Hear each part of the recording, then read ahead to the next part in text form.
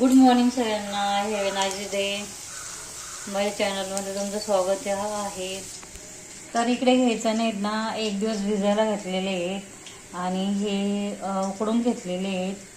चांगले शिजलेले आहेत बघा, ह्या शिजलेले आहेत हे. आणि एक बटाटा त्याच्यामध्ये उकडायला टाकलेला आहे. इकडे कांदा फोडणी टाकलेला आहे. आता थोडा लसणाची फोडणी देते मी. एकदम साध्या पद्धतीने बनवते मी हे. आता कांदा बघा किती ब्राऊन कलर झालेला आहे. आता मसाले टाकते. धना पावडर टाकते, थोडंसं हे कुरासना पावडर आहे, थोडंसं हळदी आणि हे लाल तिखट. लाल तिखट, धना पावडर एवढं टाकलेलं आहे.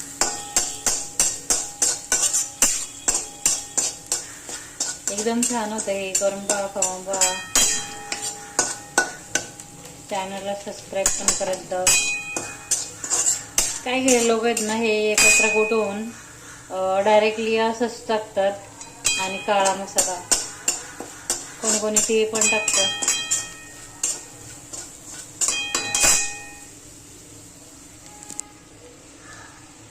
चांगले असतात चणे घातलेले. करून पहा, खाऊन पहा. याला चांगली फोडणी बसायला पाहिजे.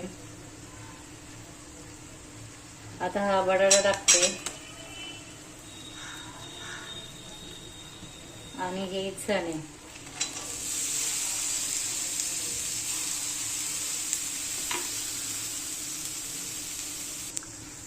एकदम छान होतात हे चणे.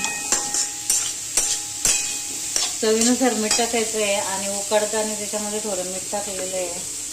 मग आता थोडं मीठ टाकायचं, चवीनुसार मीठ.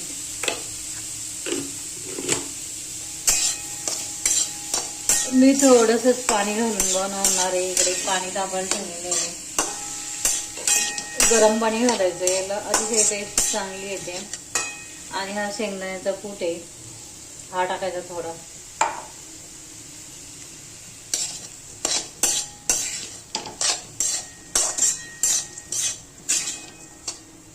हा सुका चणा पण खायला अतिशय टेस्टी.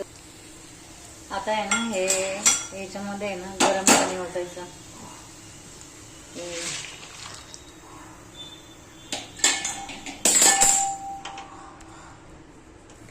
गरम पाणी टेस्ट चांगली येते. 10 मिनिटं उकळून द्यायचं. याच्यामध्ये एक टोमॅटो पण टाकलेला आहे. टोमॅटो दाखवलं नाही मी तुम्हाला.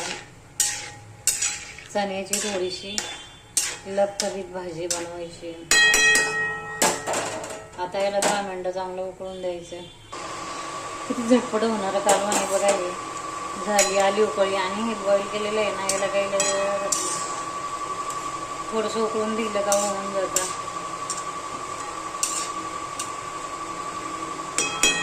तर आवडला असेल तर नक्कीच सबस्क्राईब वगैरे करा, कमेंट करा, शेअर करा. चला तर मग बाय. भेटूया नेक्स्ट व्हिडिओमध्ये.